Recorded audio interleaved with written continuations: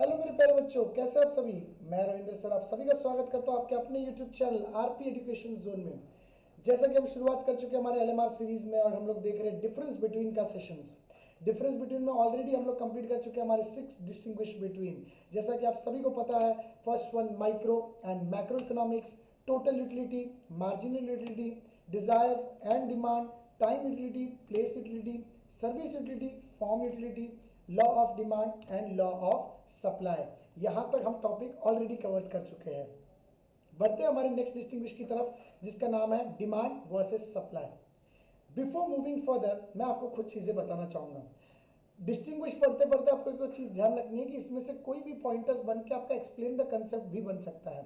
जैसे मान के चलो, अगर डिमांड, जैसे law of demand, law of supply पढ़ चुके हो और वहां पे स्टेटमेंट आ जाए, in the law of demand there is the law which have inverse relationship. अब डिफाइन द कंसेप्ट कौन सा है, इनवर्स रिलेशनशिप में कौन सा कंसेप्ट आता है, लॉ ऑफ डिमांड आता है। तो आप आंसर क्या लिखोगे, द लॉ ऑफ डिमांड लिखा और उसके बाद नीचे एक्सप्लेन करोगे। In the law of demand we see the inverse relationship between the price and quantity demanded. अगर क्वेश्चन में आया एक्सप्लेन द कंसेप्ट, अगर कोई लिखा और एक लाइन में आया there is an direct relationship between the price and quantity supplied, तो विच इज लॉ, तो आंसर क्या आएगा, लॉ ऑफ सप्लाई। तो ऐसे एक्सप्लेन द कंसेप्ट हो, टेबुलर फॉर्म में हो, आपको कभी कभार टेबल्स भी आ सकती है, तो वो चीज़ों का ध्यान रखना है। तो हम डिफरेंस बिटवीन के साथ साथ कुछ ऑब्जेक्टिव कंसेप्ट भी साथ में रिमेंबर कर रहे हैं, तो उन चीज़ों को आपको थोड़ा सा ध्यान रखना है। तो पॉइंटर्स के साथ साथ चीज़ें नोट करते रहना। ओके, तो बढ़ते आगे हमारे नेक्स्ट डिस्टिंग्विश की तरफ, जिसका नाम है demand and supply. Simple word में डिमांड क्या होता है, demand refers to the number of unit a person buy at a given price during a given period of time. एक दिए हुए समय में दी हुई कीमत पे एक पर्सन जो खरीदता है उसे ही तो डिमांड कहते हैं। अब यही सेम चीज सप्लाई में, supply refers to the number of unit, क्या बोलोगे, supply refers to the number of unit a person sell और sold at a given price during a given period of time. एक दिए हुए समय में एक पर्सन जितनी चीजें बेचता है उसे हम क्या कहते हैं, सप्लाई कहते हैं। सिंपल चीज, आप एक कंज्यूमर हो, आप वो चीजों को खरीदते हो, तो आप कौन हो, यहाँ पे बायर हो, यानी आप चीजों को क्या कर रहे हो, डिमांड कर रहे हो। वही सेम चीज जब आप एक शॉपकीपर हो, आप चीजें बेच रहे हो, तो आप सप्लाई कर रहे हो। फॉर एग्जाम्पल ओवर हियर, जैसे मैं लेक्चर्स बना रहा हूं और लेक्चर्स में आप तक डिलीवर कर रहा हूं, तो I am from the supplier side and you are getting the lecture, you are taking the lectures and you are getting the help from these lectures, you are the buyer of this lecture but without any kind of cost। यहाँ पे आपको कोई cost, एक simple चीज देनी पड़ रही है, आपका internet, that you are paying. Internet subscription आपने ले रखा है, so that is the buyer, you are the buyer and the internet company over there is known as supplier, यानी कि सप्लाई है। अब डिमांड किन चीजों का कॉम्बिनेशन है, demand is a combination of how many things, 3 things. You have already studied in your lectures. How many things? 3 things: desire, willingness and ability to pay. Desire to have something, willingness to have something and ability to pay something. This is the combination of demand. Again the supply is backed by the production and the stock. जो supply हो बिना दो चीज के कभी पूरी नहीं हो सकती। एक तो क्या है हमारा स्टॉक और दूसरा क्या है प्रोडक्शन। जितनी प्रोडक्शन होगी उतना ही हम सप्लाई कर पाएंगे। ओके, सो यहाँ पे 2 पॉइंट कंप्लीट होते हैं, कौन से, मीनिंग एंड कंसेप्ट। कौन से कंप्लीट होते हैं बेटा, meaning and concept. Next move करते हैं डेफिनेशन की तरफ। डेफिनेशन, जैसे कि अपनी डेफिनेशन में चीजें देखी रहेगी कि जब भी आपको इकोनॉमिस्ट का नाम कंफर्म ना हो तो गलत नाम नहीं लिख सकते बेटा।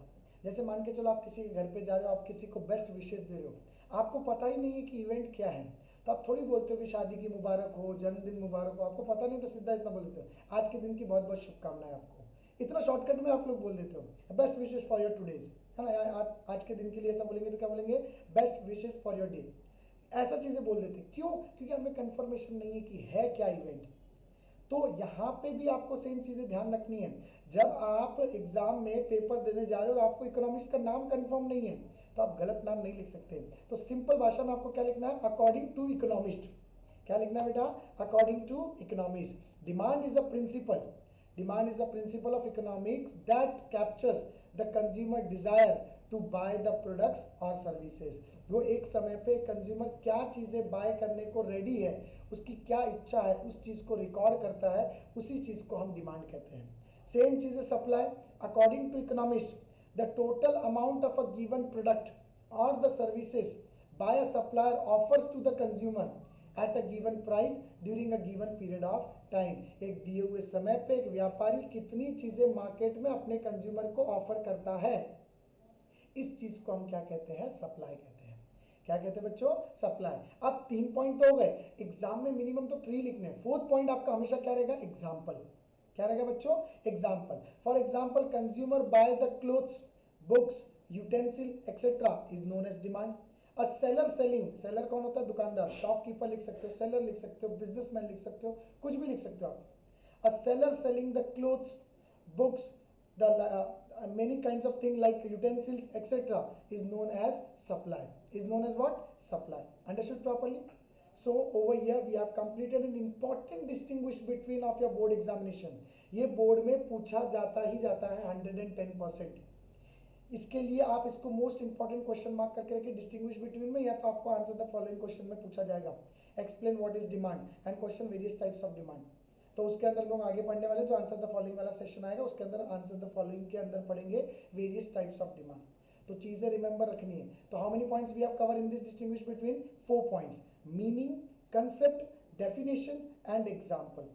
Okay, understood properly? कुछ चीजें आप लोग को और ध्यान देनी होगी इकोनॉमिक्स में अपने वर्डिंग्स पे, क्योंकि इकोनॉमिक एक ऐसा सब्जेक्ट है, sorry so sorry, wait for second.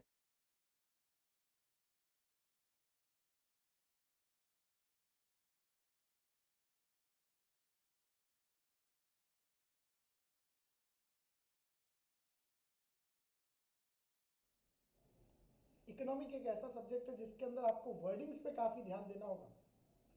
बिना वर्डिंग्स पे ध्यान दिए आप इस चीज को लिख ही नहीं पाओगे, क्योंकि ये ओसी जैसा सब्जेक्ट नहीं है कि आपको सिर्फ और सिर्फ कंप्लीटली थियरी लिखते जाना लिखते जाना है। इसमें चीजें यूजफुल भी होनी चाहिए, यानी कि it should be more meaningful.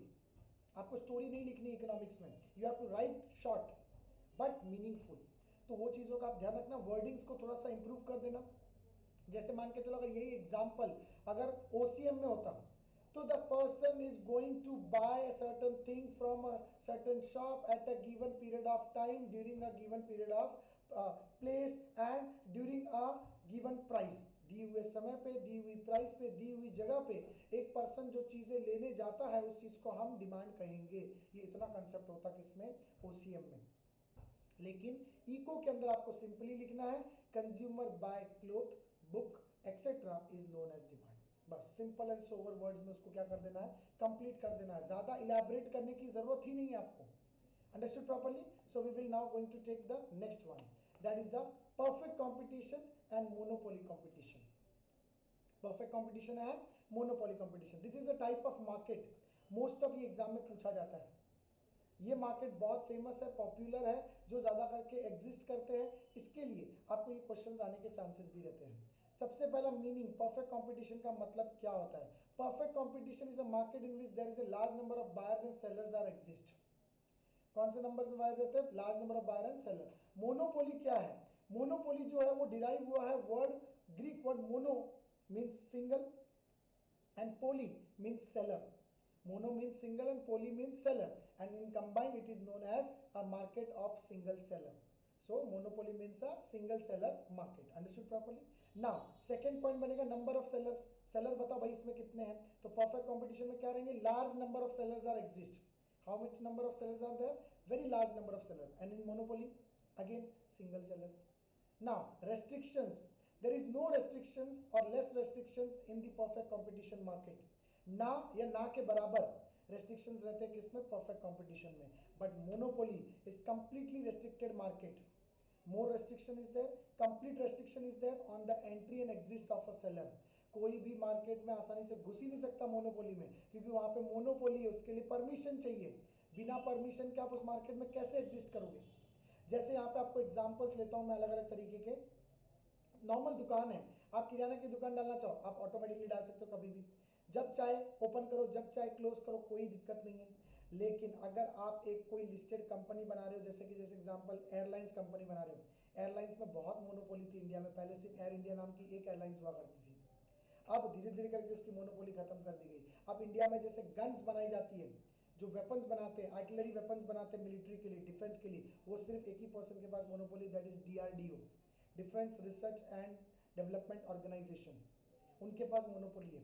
India के अंदर नेचुरल गैस, पेट्रोलियम, इनकी 3 लोगों के पास मोनोपोलीज है इंडिया के अंदर, वेरी लेस नंबर ऑफ, इसको ओलिगोपोली बोलते हैं, लेकिन ये पहले मोनोपोली थी ONGC के पास, oil and natural gas corporation of India limited के पास थी पहले। फिर इसको डिवाइड कर दिया गया 2 और पार्ट में, HPCL and BPCL, Hindustan petroleum corporation limited and BPCL Bharat petroleum corporation limited, उनके बीच में डिवाइड हो गया। अब ऐसी एक मोनोपोली हमारे इंडिया में करेंसी प्रिंटिंग करने के लिए, वो मोनोपोली किसके पास है? RBI, reserve bank of India, that is the central bank of India. वो हमारे आगे आने वाले डिफरेंस बिटवीन के अंदर वो पॉइंट्स अवेलेबल हैं।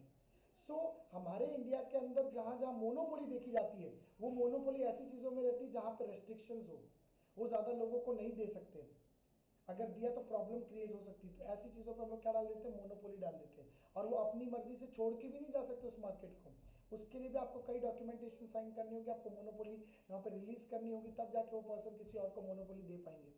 So that kind of things and restrictions are there in the monopoly market. But in the perfect competition, no such kinds of restrictions are there. There are free entry or very less restrictions are there. ना के बराबर।